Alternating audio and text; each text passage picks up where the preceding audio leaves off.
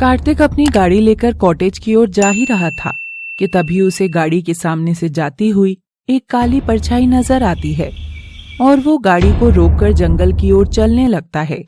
वो देखता है कि वहाँ खंडर की ओर नीलम ही चल रही थी। बस बहुत हुआ, ये रोज रोज छुप कर तुम्हें देखना। मैं जो सोचता हूँ अब तुम्हें जानना ही होगा नीलम। कार्तिक एक शॉर्टकट लेकर खंडर के अंदर नीलम से पहले ही पहुंच जाता है। कुछ देर बाद नीलम वहां जाती है और उसे खंडर की दीवार पर कुछ लिखा हुआ नजर आता है। एक वीरान भटकती रूह का मेरी वीरान जिंदगी में स्वागत है। क्या ये किसी ने मेरे लिए लिखा है? तभी उसे आईने के ऊपर कुछ लिखा हुआ नजर आता है।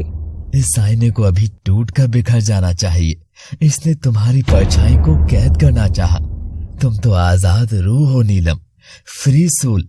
कोई तुम्हें कैद करे ऐसी तुम्हारी पहचान नहीं नीलम। नीलम को ये पढ़कर आंखों में पानी आ जाता है। वो थोड़ा और आगे चलती है तो उसे पानी से भरा एक पॉट नजर आता है जिसमें कागज की कश्ती तैर रही थी। नीलम कागज की कश्ती पर भी कुछ लिखा देखती है। जानती हो, तुम इस पानी की लहर की जैसी हो जो किस दिशा में जाएगी वो खुद ही नहीं जानती। वो बस चलना जानती है। तुम चलती रहो नीलम, थमना तुम्हारी आदत कभी नहीं रही। कौन है ये अजनबी? क्या ये मुझे जानता है? और इतनी प्यारी बातें क्या सच में किसी ने मेरे लिए लिखी हैं?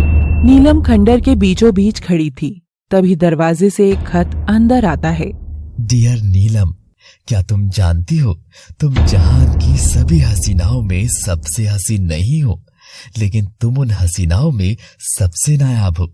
मैं जानता हूँ तुम न जाने कब से कुछ तलाश कर रही हो और मैं चाहूंगा कि वो तलाश जल्दी खत्म कभी ना हो, क्योंकि जब तुम बेचैन होती हो ना तो तुम्हारी आंखों की भौहें एकदम से चढ़ जाती हैं।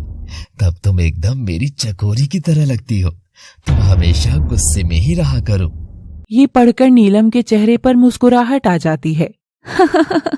कौन है ये पागल? और ये पढ़कर तुम मुस्कुरा रही होगी।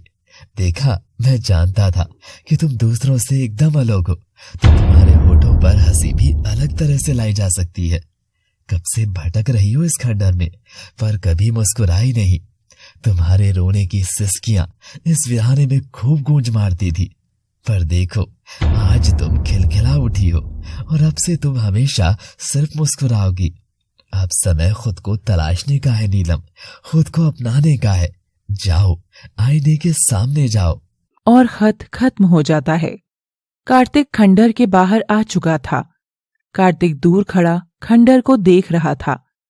तभी पीछे से सोना आकर उसका हाथ थाम लेती है। अरे सोना बेटा, तुम इतनी रात को इस जंगल में क्या कर रही हो?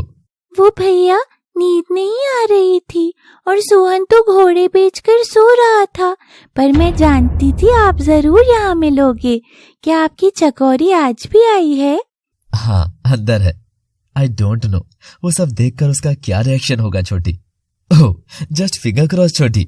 सोना खंडर की ओर देखकर मुस्कुराती है। भैया, मैं जानती हूँ उस खंडर में जो चुड़ैल रहती है वो कौन है और कहाँ से आती है। छोटी, तुझे कुछ भी नहीं पता। बड़ी हवेली की मालकिन है ना ये, कनिष्क की पत्नी नीलम? ये सुन कार्तिक हैरान था। सोना को आखिर ये सब कैसे पता था? वो तो बहुत छोटी थी। भैया, अगर इस खंडर वाली चुड़ैल से छोटी, चुड़ैल नहीं।